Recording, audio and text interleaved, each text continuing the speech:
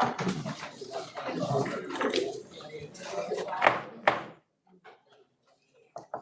will now call the Hope County Board of Education meeting to order at this time, and we will have our invitation by Barbara.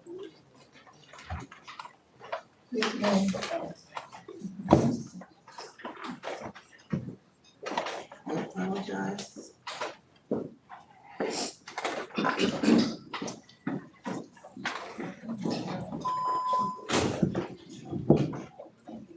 Let us pray. Dear God, thank you for the opportunity to pray.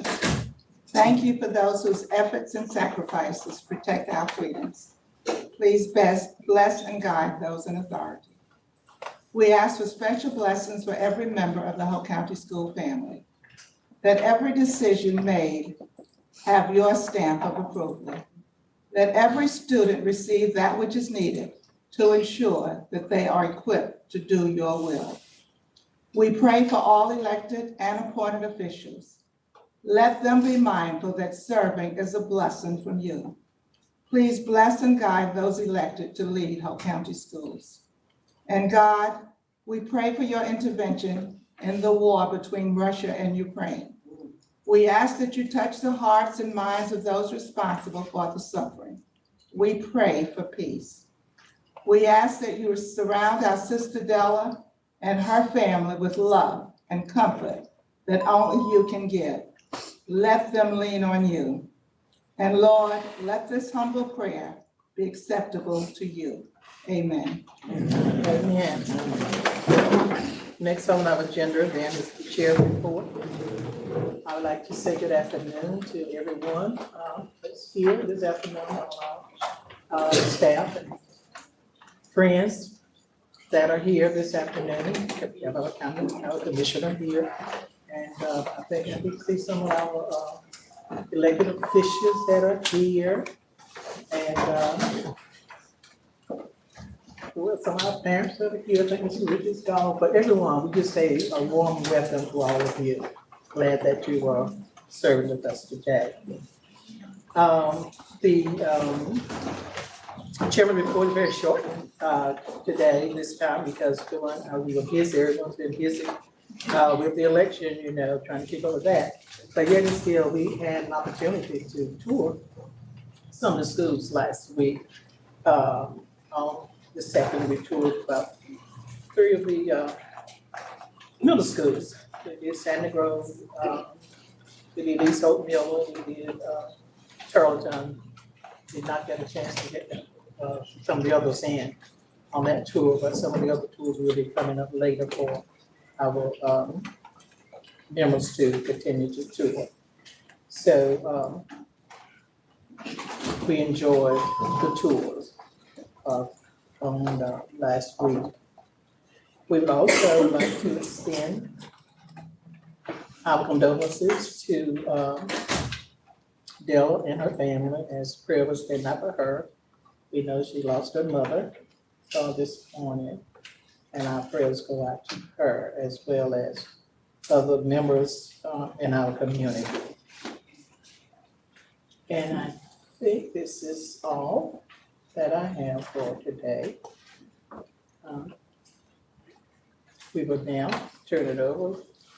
We go on to our next agenda item that we have here, which is the approval of the agenda that we have before us. So may we get approval of the agenda that we have before us? Madam Chair? Yeah. I move that we approve the agenda as before. A second. It's been moved and second that the agenda we have before us be approved. All in favor, let me know by the sign of aye. Opposed, nay. Ayes have it, so the agenda has been approved.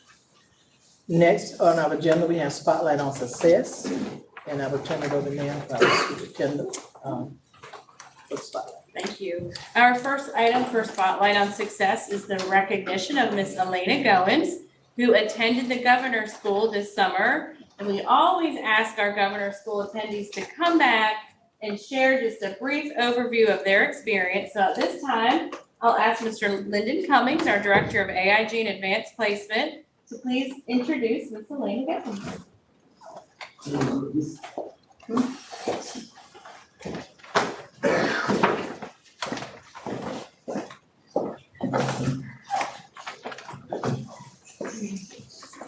evening, Madam Chairperson. I know this is the last time I'll be saying that to you.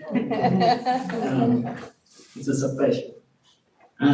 Members of the board, Dr. Dallas, every year, thousands of sophomores and juniors apply to attend governor's school. Approximately 650 AIG juniors and seniors are selected and afforded this educational opportunity of a lifetime to attend the summer program at Governor's School East, Meredith College, or Governor's School West, Winston-Salem State University. The cost to attend Governor's School is $500 per student, and Whole Country Schools AIG program takes care of this financial cost. This past summer, one of our brightest rising seniors, was selected to attend Governor's School West, where her intellectual curiosity, social and emotional skills and talents were challenged. As is customary, these students are invited to share their summer experience in Governor's School with the board. It's with a lot of pride that I invite Elena to briefly share a snapshot of her Governor's School experiences with you.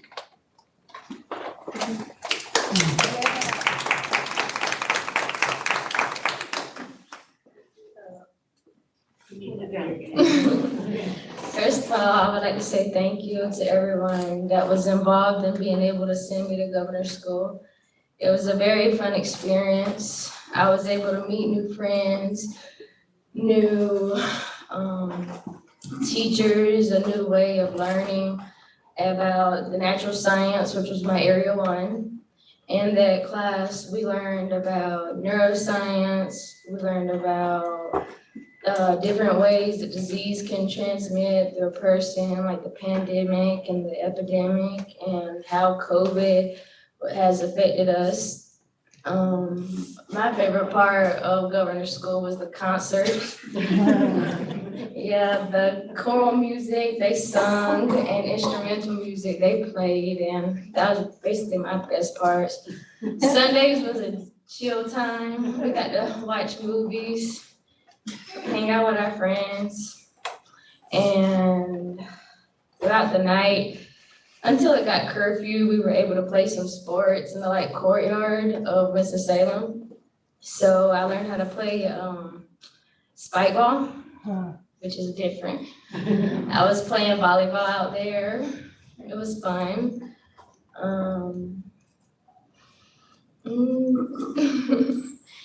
And Thank you. thank you. We would like to say congratulations, so glad that you enjoyed your experience there. And at this time, we would like to present you with this flag.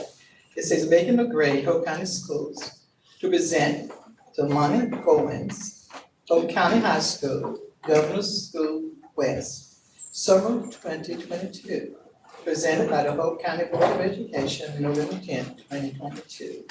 Congratulations.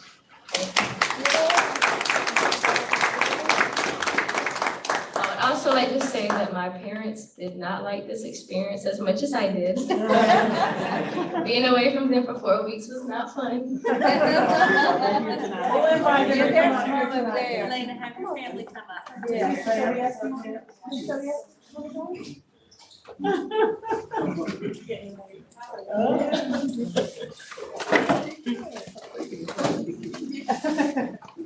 Okay, great.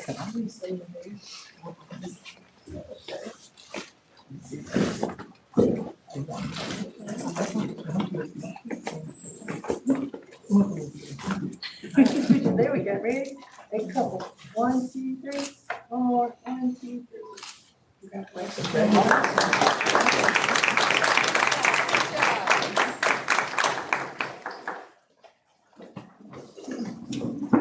Our second item for Spotlight on Success is the artwork that is displayed at the Board of Education, and this month's display is provided by McLaughlin Elementary School. Madam Chair, members, that's all I have for Spotlight on Success. Okay.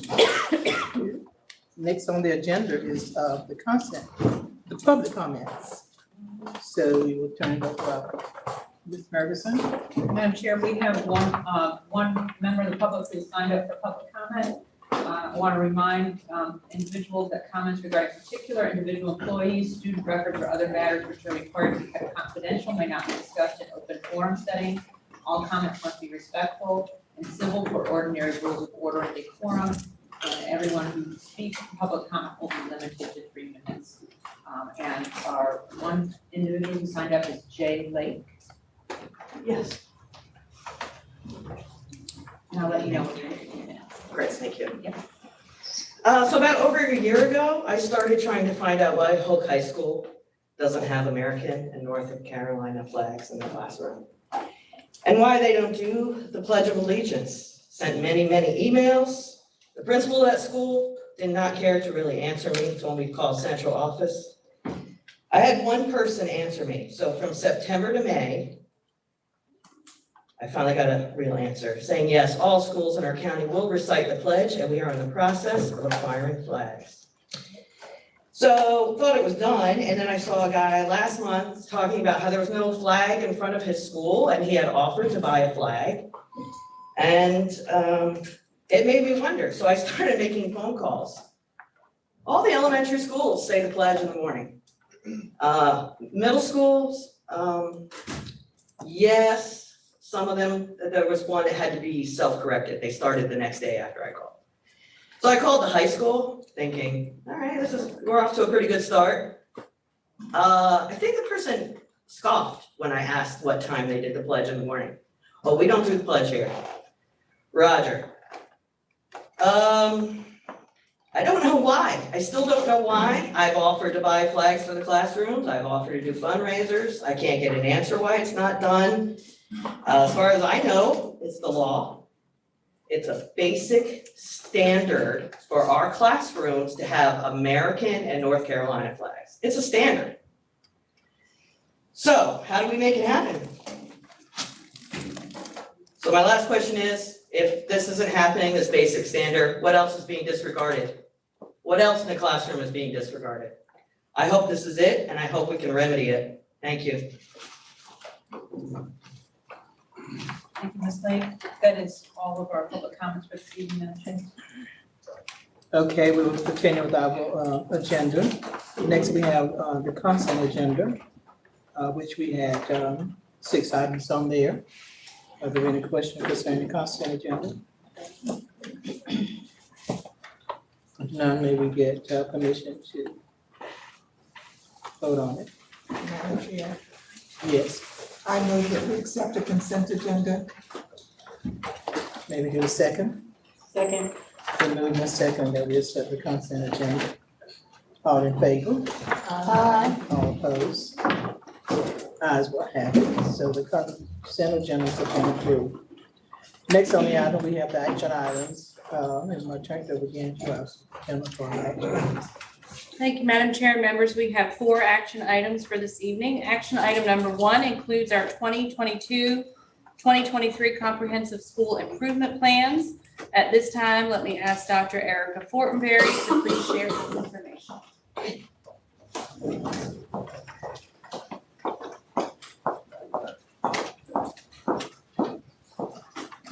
Madam Chair, board members, superintendent, good evening. Good evening.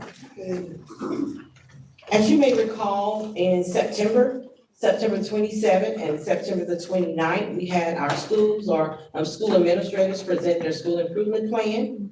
As we understand that school improvement plan is more than just a plan, but it is a framework for change. And in that plan, they identify their school destination, their decision-making, and the actions that they're going to take along with stakeholders to improve their academic performance. Also, you recognize that our schools use NC STAR for their school improvement planning, and that's been occurring since 2017. And NC STAR is just a web-based program that is open to our stakeholders, all stakeholders, that they can go in and review the school's plan or direction. And it contains 4 components, which is their direction, their meetings, their success cycle, and their progress. Also during that meeting, schools outlined and talked about 3 things that they were going to focus on for this school year. And the trends that will show for all 14 schools was number one was gonna be social and emotional learning and safety, core instruction and improving academic instruction, and relationships. So at this time, I come to you tonight to ask, or to recommend that the school board approve the submission of our school improvement plan for our target and support and improvement schools and our 6 low performance schools for the 22-23 academic school year. Questions? Any questions? So if there are no questions at this time, I'm asking the board for approval of our 2022-2023 comprehensive school improvement plans. Okay, you've heard the recommendation given by the superintendent to approve the school improvement plan that's presented. Madam Chair, I move that we approve the 2022-2023 comprehensive school improvement plan, which was very well done. Thank you.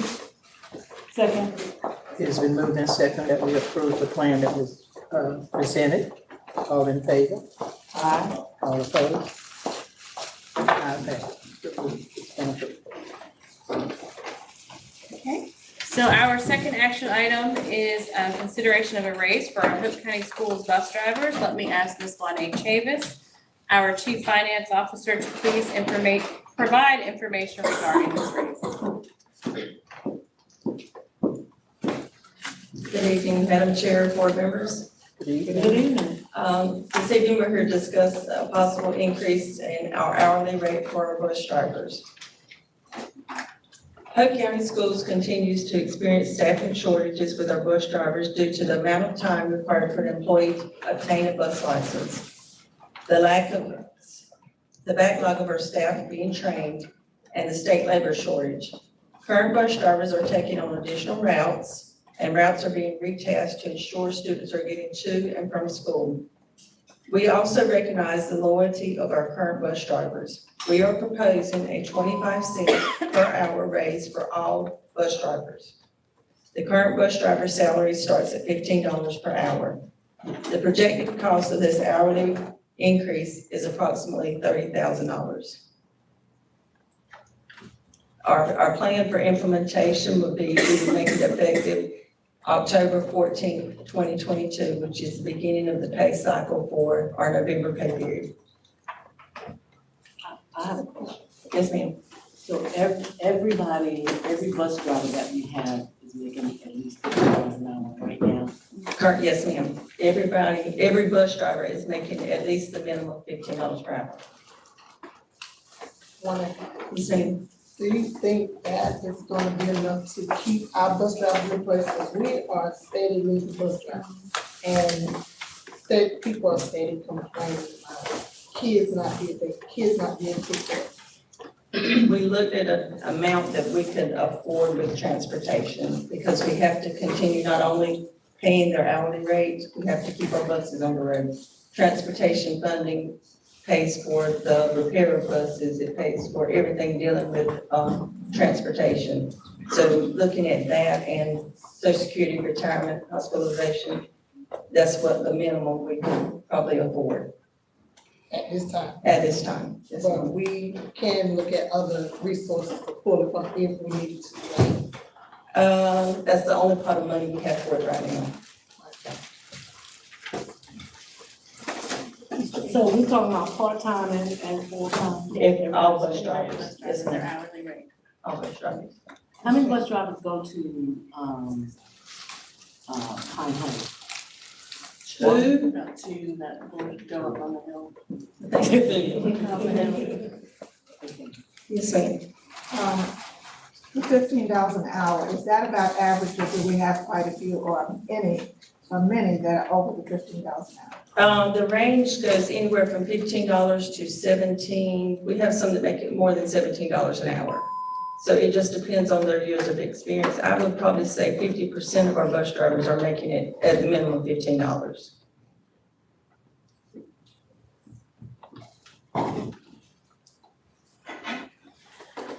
So if there are no other questions, we are going to ask the board to approve a 25-cent per hour raise for Hope County School bus drivers at this time.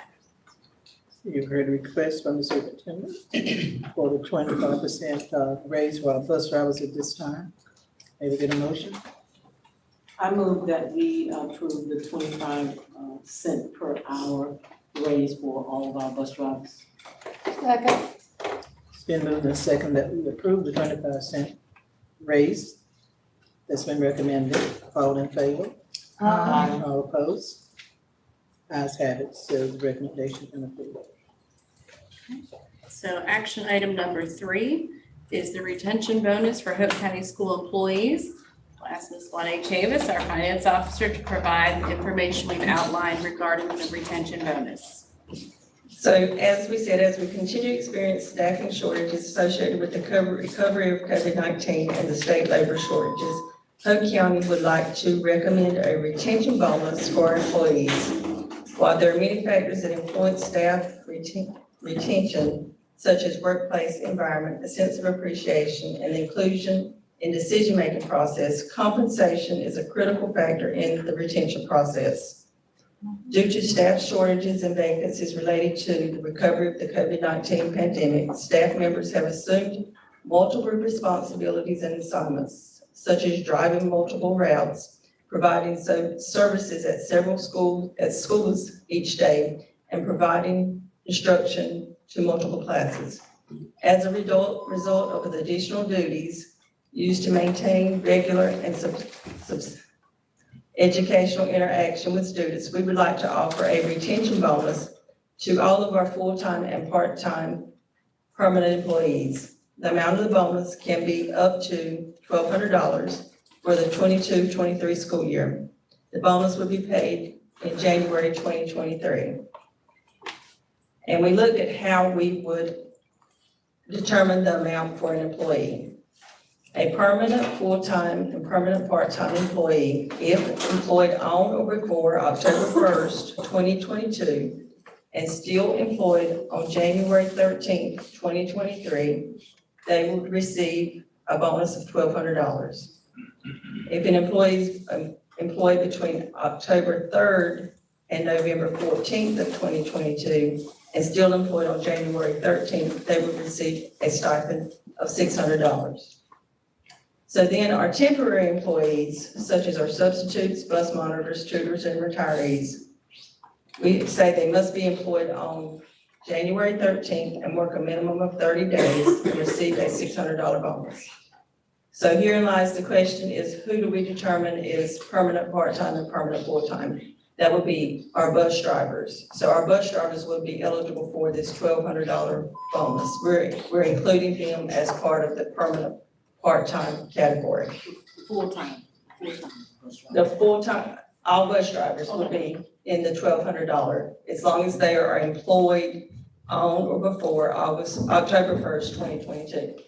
So all of our bus drivers would get, all of our outside drivers would get $1,200 because the ones that are TAs are going to get it automatically. Any questions about our $1,200 bonus? Yes. Yes, ma'am. First I want to say, I do appreciate you all thinking about the retention bonus and thinking about the employees here, or the staff in the district. But my other thing is, looking at, it wasn't really mentioned for a retention bonus until Cumberland brought it up. And then when Cumberland brought it up, then we got on board with that, which is, I greatly appreciate that. At the same time, if we're gonna follow what Cumberland do, why can't we give them the bonus in December 16th like Cumberland? Because at the end of the day, even if they wait to January, I know that long period that they wait from December to January, but that's nothing new, we can do that all the time. But at the same time, you know, prices are up, kids are out of school, prices up with food, prices is up with all items. So this $1,200 or whatever you're gonna give them would be very appreciated if it was given during Christmas time. That would probably help a lot of them out, you know, even single parents, even two-parent homes. January, you know, at that time, they don't make a lot of debt, so they're probably not gonna enjoy the money anyway, because they got to pay off the debt that they don't make, so at the end of the day, why can't we look at giving them the bonus December 16th, since we jumped on board with Cumberland and we're falling behind what Cumberland was doing? So I'm just asking the question, can they get the bonus? Because at the end of the day, Cumberland is 3 times bigger than Polk County, or probably bigger than that, because they have about 85 schools over in Cumberland. And so, with the school that we have, the amount of schools that we have, can we not make it happen for our employees to get the bonus December the 16th? And we did talk about, when we would do the bonus and why our objective was January. In November, we pay a supplement. So all of our staff gets a supplement in November. Our teachers get 3% of their supplement, non-certified gets 2%. So they will be getting that before Thanksgiving. Cumberland doesn't pay a supplement until the end of the school year. And in our thinking was they'll have that before Christmas for Christmas expenditures. And in January, it would be to recoup from, like you said, if I incur debt during Christmas. And also looking at it as a retention, if we would give it in December, they could also turn around and leave and go to Cumberland in January 1. So by saying you've got to stay employed through January 13th, at least we're keeping them in the district till January 13th. So we were looking at trying to retain them until January. So, I don't really think they would. I think it's just appreciative to get the retention bonus. But also, we're giving $1,200 for Cumberland's not giving 12, they were doing 1,000. So Right, we knew I that we do know kind of that. added on a couple of those extra days in January. But when we did look at it, we kind of felt like they have that November supplement, they get an early payment in December, which means January is often a very long month for a paycheck. So that's why we said we'll kind of put one in the middle of January to help, and then they'll get their end of January regular payday. Let me ask you. That may be a good idea. They get all the money to Christmas, they may spend all the money to Christmas. They usually put the later. They get early payment in January as well. They'll get, it's like the very last, it's not the last day of January, it's like the 27th or 26th. That's not really a long month. Okay, Yeah, that's still, yeah, you can go. I don't know whether it's my hearing age or what, but, the dates, to be employed October 3rd through November 11th. But it's the 14th, it's the 14th. I thought we changed it, it should be the 14th. Okay, This is because of the holiday. thank you. Yeah.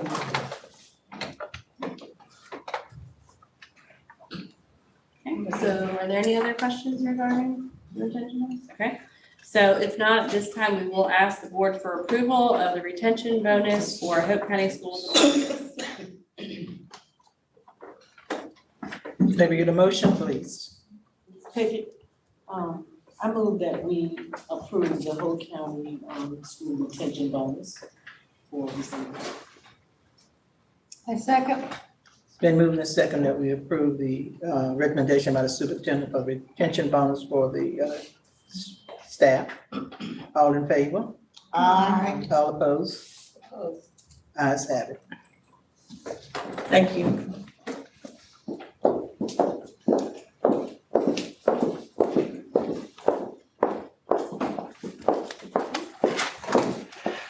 So action item number 4 is the request for approval of our North Carolina School Board Association policies that were shared last month for review.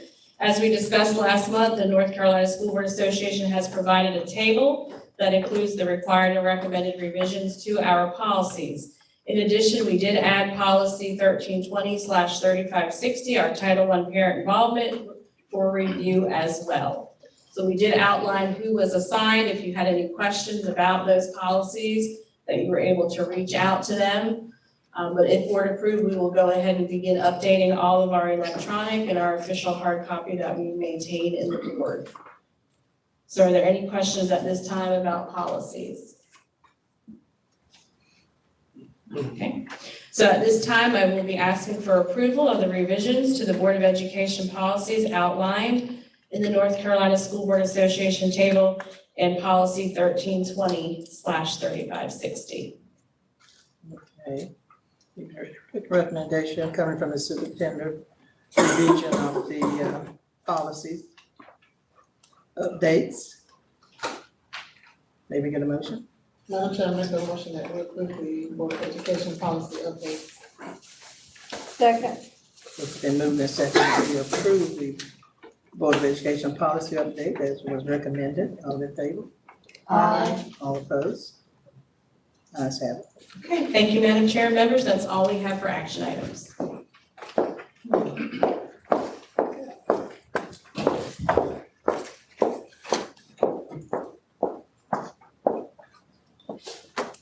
Okay, we'll move forward then for administration. And we return to the superintendent for the addition items. Okay, so thank you, Madam Chair. Members, this evening we have 4 information items. Information item A is a review of the Rising Stars Summer Program outcomes. At this time, let me ask Miss Amanda Briggs, who is our Assistant Principal at Scurlock and serves as the Rising Stars Site Director, to begin the presentation and introduce her team.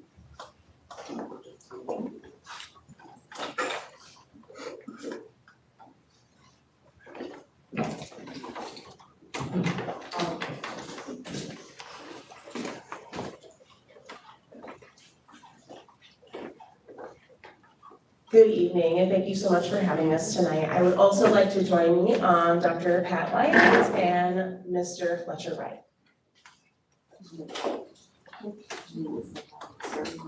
Okay, good, yeah. So Pat is she is our kind of liaison, and also oversees the program with me. And Mr. Wright is our sponsor for the program and helps fund the program and is a director as well.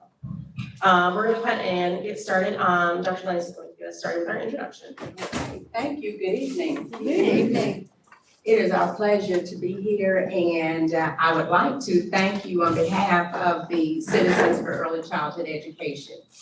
Our group is a grassroots organization consisting of Hope County citizens, and our goal is to help increase and improve educational opportunities for young children. I believe we have a couple of board members. Would you stand, Ms. Betty Perkins? I'd like to recognize Betty. We have 12 members on our board, and we have some past board members, some board members that has kind of helped us along the way, and we appreciate it. Again, our next slide, our mission is to provide opportunities for young children. Tonight, we're going to just kind of talk about the highlights of our summer program. We were so pleased to be able to expand our program this year from not only Scurlock School, but to Upchurch. I'd like to recognize the principals that helped us along the way. Is Mr. McNeil, is he still here? Yes. Thank you for allowing us to use your campus, and Ms. Graham for allowing us to expand to Upchurch. So tonight we're going to have Ms. Briggs. She's going to kind of talk to you about the highlights of the program this summer. But before we do that, I would like to invite Fletcher Wright, who is our financial benefactor for the program. And then we're going to conclude with a really good video that will highlight our program this summer. Mr. Wright? Thank you. We appreciate the opportunity to be here, and I'm impressed with the service that we've heard about from 3 outgoing board members, 2 of whom I know quite well. Congratulations to all 3 of you. You served well, and let's be congratulated for it. Before Amanda comes up, I'm going to give you kind of a quick preview of the program. We were here last year. Dr. Lyons said it's our 2nd year in attendance, having delayed after COVID. This is a program that focuses on disadvantaged children, preparing them for kindergarten. And as you'll see in a moment, Amanda will present the results are outstanding. It's more than academic. I thought it was going to be purely academic when we first got into it. That's to say we, my wife and I, She's not feeling well tonight, so she's not here. But it's a lot more than that.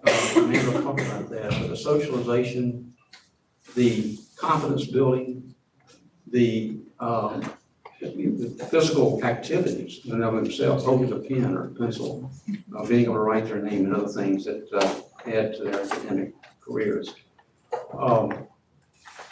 This program is not something we really came up with on our own. It's a program that we have replicated from Caldwell County, which has done it for about 12 years. And they've been very successful with it. They have tracked their students through graduation from high school, and they have seen the individuals that go through the program. In their case, the bottom 16% is what they target. So we're trying to follow that. We slip a little bit on it, and that's for good reason. Let's say the bottom 20% or so in terms of the pre-testing are the ones who are invited to participate along with a few others. And they have seen those students do as well through third grade and beyond as their cohorts. So we think it makes a difference. We think investing in young children is worthwhile. The program, of course, is a co-effort, thanks to Dr. Dallas, in that we couldn't do it without the school district support. We couldn't do it without the board support. We both bring something to the table, and we kind of negotiate what we bring to the table as we proceed, and we try to improve the process. The school provides facilities, it provides food, and it does much more. And certainly, as you'll hear from Amanda, is now promoting early registration, which is an important key to pre-identify these children that are going to be most beneficial or benefit the program the most. We, the private citizens, in addition to funding, have a board, an active board, as Dr. Lyons just said, about 12 people who provide guidance and support, and we're constantly trying to tweak, improve, and enhance the program. We look at the data carefully and try to identify where there's opportunities for make improvements.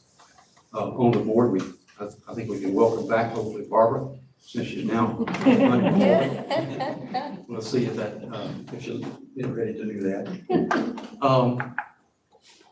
You might ask, why are we doing this? And you're educators, we're not.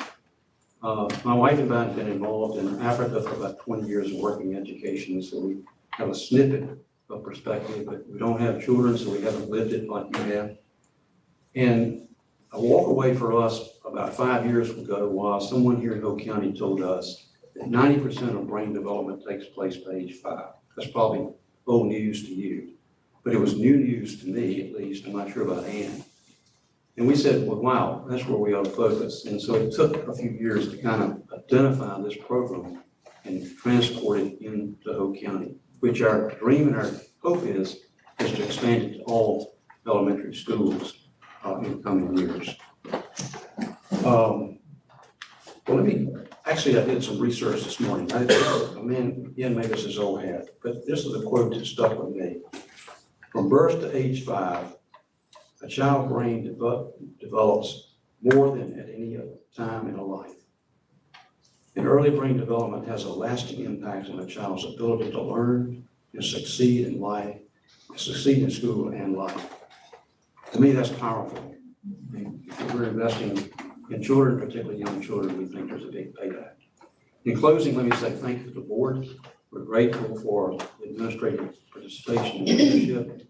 And we're certainly grateful and appreciative to the teachers assistants, the janitors, the custodians, all the people who have made a difference. And it's a team effort that we're proud of and proud to be a part of. Thank you for allowing us to do it. Thank you.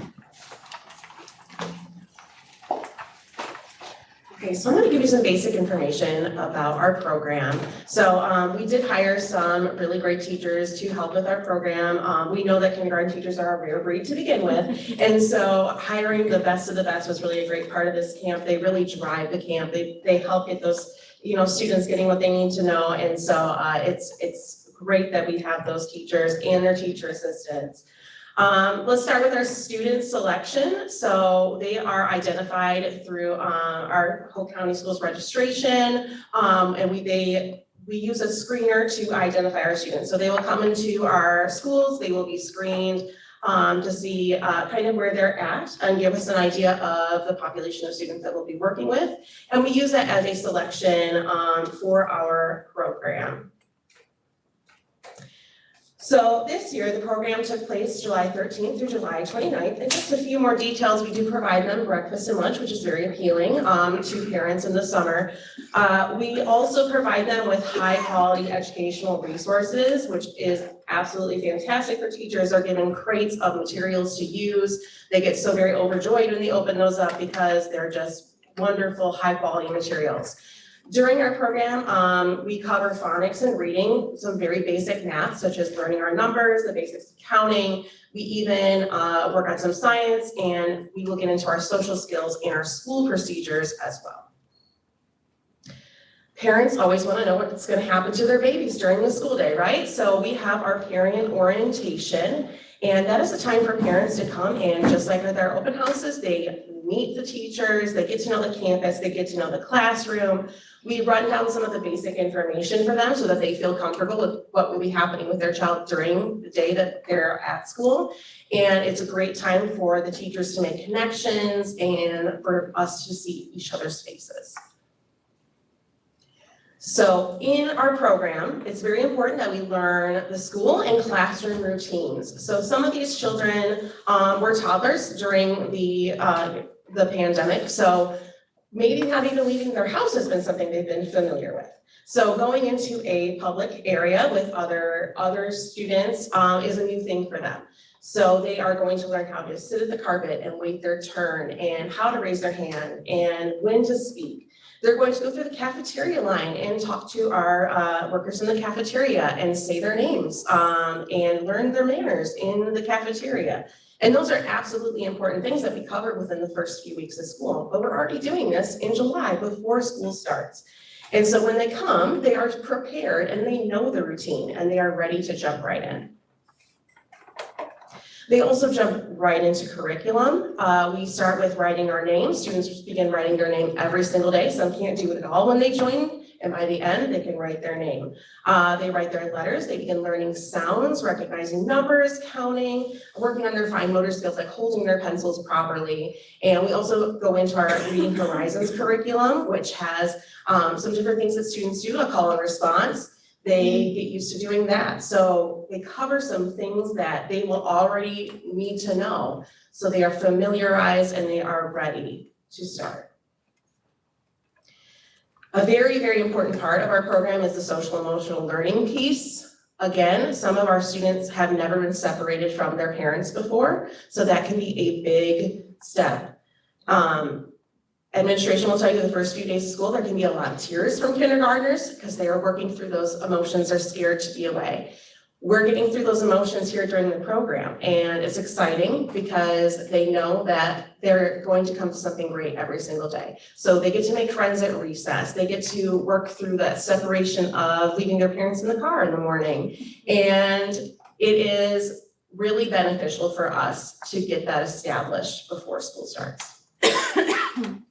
So I am going to talk a little bit about data. So we all start with that kindergarten screener in the beginning of their registration process. And we take that and we take a look at what we're working with, okay? So that screener works with, can they write their name? Do they know any letters? Do they know any numbers? Do they know any letter sounds? Do they have print awareness? Can they tell me where the front of a book is? We take that information and we document that so that at the end of our program, we can see how much they have grown.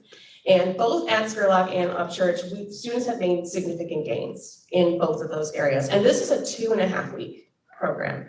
So thinking about only 2.5 weeks and how much growth they make in that time is really powerful data. And to me, that is a testament of what these teachers do or during that time frame and the great things that they can bring to these students in that time frame. And it also tells me these students are going to be so much more prepared when school starts and so much better to jump in and dive into the curriculum with their teachers. And the great thing about it as well is those teachers get to keep their students. So whoever they have during the program, they get to carry them on into the school year. And so they already know all of these basic skills.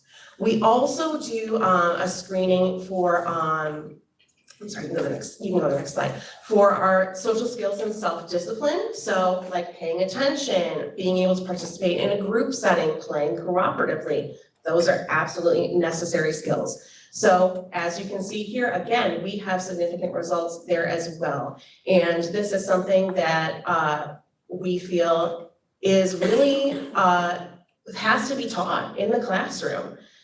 Some of our students don't get to experience things like this at home. They have to learn patience. They have to learn how to participate properly. So being able to get those skills in during our program is very beneficial. Now, we do have some long-term goals that we would like to accomplish in the Rising Stars program. And a long-term goal would be to have Rising Stars on every campus, elementary campus for our for our kindergartners. We do have some short-term goals as well, and that would be to encourage kindergarten registration across the district and begin promoting it earlier. So we did begin promoting it earlier this year, and we did see some more registration. However, we know that is a challenge every school year to get students enrolled earlier. So we are looking into different ways that we can encourage parents to come out, and we've already used our online registration, which is a lot easier for some of our parents. So we are continuing to promote early registration because we want to get parents aware of when it's happening so that we can get our students involved. All right. And now we're going to watch our video, and I hope you enjoy our lovely kindergartners.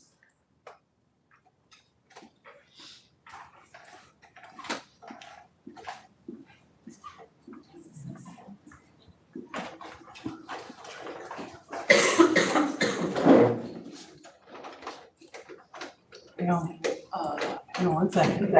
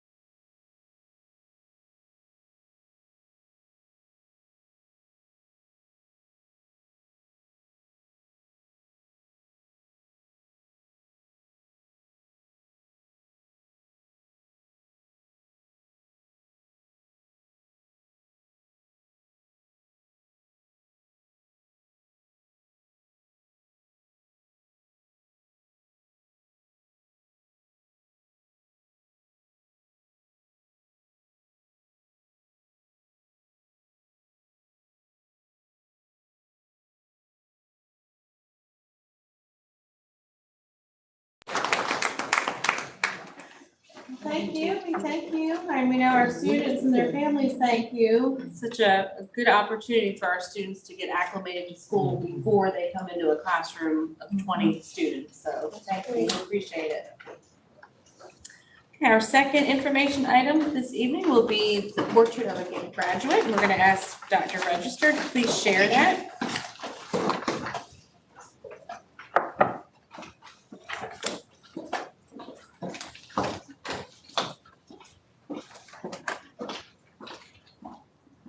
Good evening, Madam Chair, board members, and the superintendent, Dallas. I do want to say to Ms. Pickett and Ms. Bowie and Ms. Maynard, it has been a pleasure to work with you throughout these years. I want to say leadership is about making others better as a result of your presence and making sure that your impact lasts in your absence. You have been the wind beneath our wings, and now in your absence, we will continue to soar because we, Polk County Schools, is better because of you. We appreciate all that you've done, and I personally appreciate you all being a role model for me. So I just want to say girl power. So now, I am here to speak on Portrait of a Graduate. I did give you all a handout or a little booklet. So as I go through the presentation, I will refer to this booklet. I first want to play an introductory video. And this is a video that was created through the North Carolina Department of Public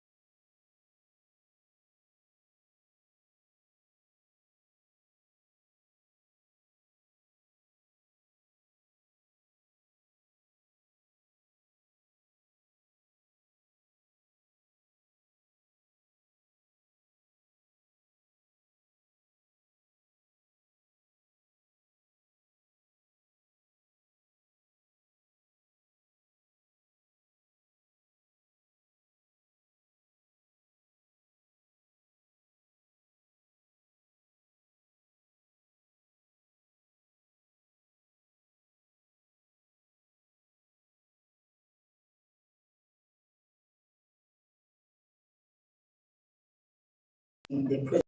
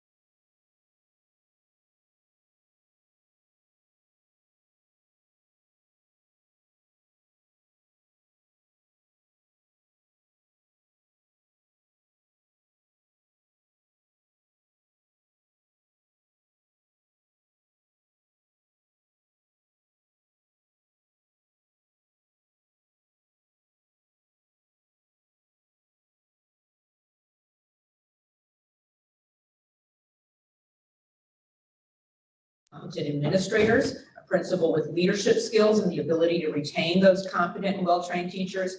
And every school must be provided the resources necessary to support the effective instructional programs within the school itself. So those are the three tenets of what is a sound basic education. He established that. And then number two, he said, listen, there are children at risk of educational failure who are not being provided a sound basic education because their particular LEA, and he at this point was looking at Hope County schools. The parties had agreed that they would look at Hope County as a representation of the districts at that time, is not providing them with one or more of the educational services set out above. And of course, that wasn't a hit on Hope County, it was a hit on the funding system. So he said, and because of that, the state of North Carolina is ultimately responsible for providing each child with access to a sound basic education, and that this ultimate responsibility cannot be abdicated by transferring responsibility back to the local boards of education. So they ordered the state remedy that the constitutional deficiencies of the children not be provided a sound basic education. And it says, listen, the nuts and bolts of how this task should be accomplished is not for the court to do, it's the responsibility of the executive and legislative branches of government. That was appealed. It made its way through the courts again. It goes up to the Supreme Court in 2004. So we're now 10 years into this litigation. So this is 1 decade. It affirms the ruling of Judge Manning that we just went over. They accepted that the state had failed to provide certain students with the opportunity for a sound basic education. And it wasn't just students who were at risk in Hope County, it was at-risk students everywhere. Affirmed Judge Manning's finding that the state's method of funding and providing for individual school districts, such as Hope County schools, did not ensure that all children in the state have equitable opportunity with a sound basic education. And then it also affirmed the court's finding that the children in Hope County in particular were denied this constitutional right, and that the state is required to assess its education-related allocations to Hope County schools so as to correct any deficiencies that presently presented the county from offering its students an appropriate program. So that was back in 2004. And then they remanded it back to Judge Manning, and we entered this long period of fact-finding that just went on and on and on and on and on and on and on. So what ultimately happened back in 2018 is the state, who, and remember, initially was objecting to this case, joined with the plaintiffs in this case and said, let's have an independent consultant come in and tell us what they think is needed. So there was an agreement that West Ed would be the independent non-party consultant that would come in to assess the state's compliance with Leandro and make recommendations to achieve sustained constitutional compliance. So that was in 2018. West Ed did just a ton of work in conjunction with a couple of other agencies here in the state and came out with their report in October of 2019. And what they said was the state is further away from meeting its constitutional obligation to provide a sound basic education than it was when the court issued the Leandro decision, which was now more than 20 years ago.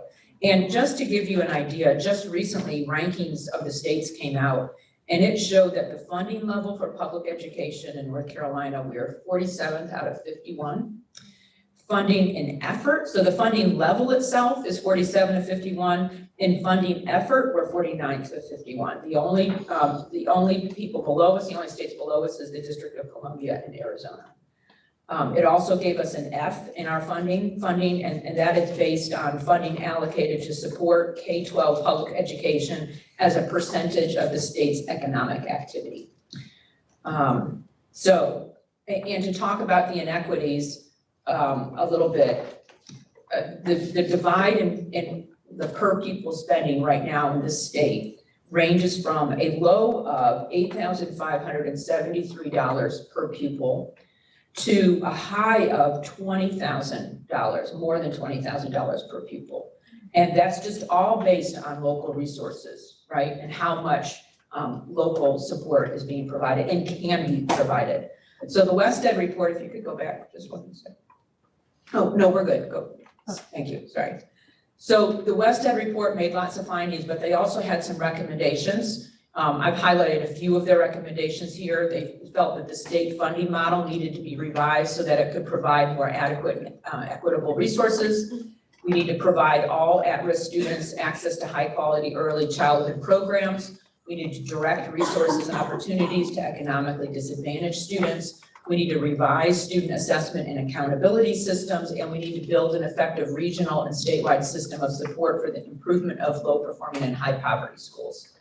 Now, the West Ed report also included an action plan that started in the fiscal year 2020, 2021, and extended all the way through the 27-28 school year. It was very detailed, so for each area of its recommendation for action, it was detailed and specific actions for each year. And then it also included, this is the money that will be needed to implement this plan. So in March of 2021, after receiving that plan, the state submitted its comprehensive remediation plan. It followed that. It was a 7-year plan. It addressed all of the areas identified in the West Ed report. Both the state and the plaintiffs agreed that if it was implemented, it would bring the state into alignment with the requirements of Leandro. It would basically be providing every student an opportunity for a sound basic education. So that was in March of 2021. In June of 2021, the trial court orders the implementation of the comprehensive remediation plan by the state in accordance with the timeline set forth below. Of course, this is dependent on allocation of the funding by the General Assembly. So in August of 2021, the state needed to make a report to the court. They did, and they said, we haven't made progress in implementing the steps because we have inadequate existing allocations of the necessary funds. So that was in August of 2021. So the trial court in November, and this is what's at issue here, because this is the order that the Supreme Court has just affirmed. What the trial court said in November was that the failure of the state to provide the funding necessary to effectuate North Carolina's constitutional right to a sound basic education is consistent with the antagonism demonstrated by legislative leaders toward these proceedings, and that the state has repeatedly failed to act to fulfill its constitutional obligations. And because of that, they ordered at that point, and this is where I opened, they ordered the Office of the State Budget and Management, Office of the State Controller, and the Office of the Treasurer to transfer the funds. So normally it would be the General Assembly that has the authority to encumber the funds, but the trial court said the general fund, the money is in there, it can be appropriated. When I am faced with, or when the court is faced with a legislature that refuses to adhere to its constitutional duties in these extraordinary circumstances, the court has the power to direct this. And so that is what happened. It was, of course, immediately appealed by the state. It was also, what was interesting at that point, for the first time, there was legislative defendants that came into the picture for the first time. They hadn't been involved in the process at all up to that point. So that's what's been appealed.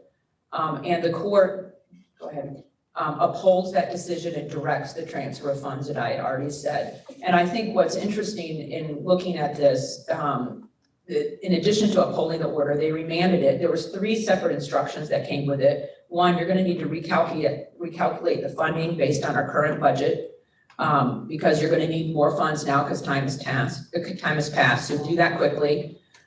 They're reinstating the order because previously the order had been vacated, and the order had been vacated and said, no, you don't have the authority to transfer it. They're like, no, the order is reinstated now that these individuals are going to need to transfer the money.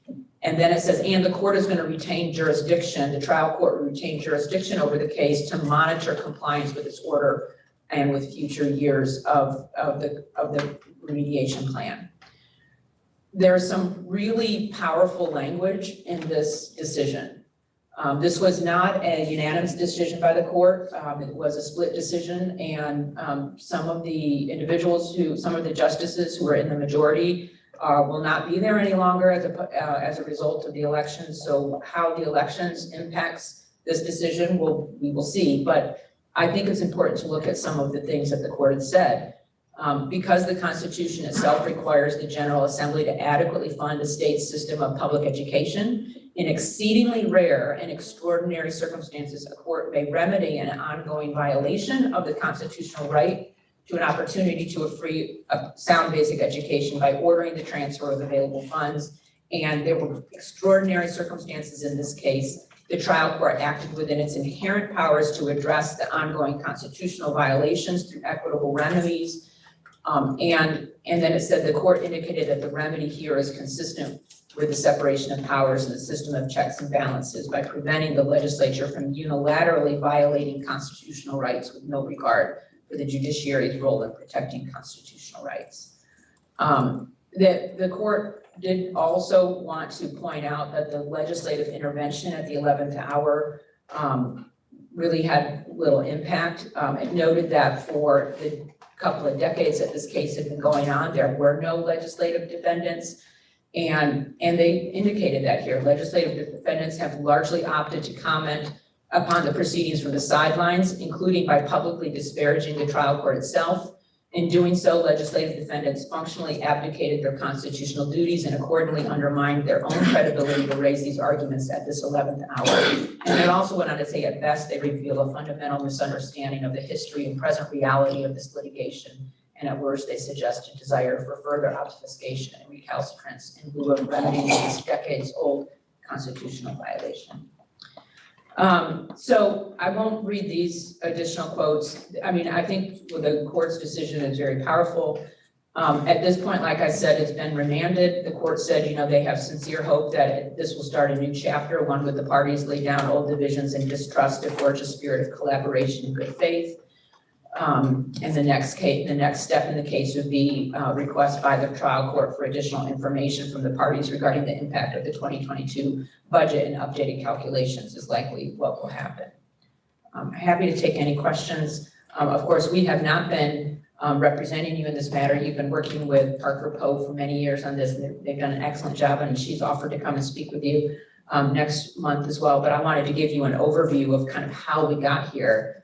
Because it's quite a historic moment that you're sitting at. Thank you, we appreciate that. Thank you, enjoy it.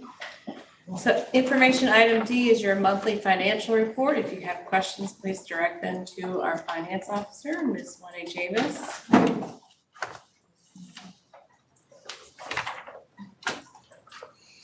So if there are no questions, that is the last item we have for information this evening. Okay, so we will continue the entire agenda. Next on our agenda is closed session. You get a motion to close session? Madam Chair, Yes. I move that the board enters into closed session under North Carolina General Statutes 143-18-2011 to further disclosure of confidential personnel matters, to consider matters related to the initial appointment of individual employees and to consult with the board's attorney to preserve the attorney-client privilege. Can I get a second? Second. It's been moved and properly second that we go into closed session for the reason read. All in favor? Aye. All opposed? So we go into closed session. 5 minutes. About 5 minutes.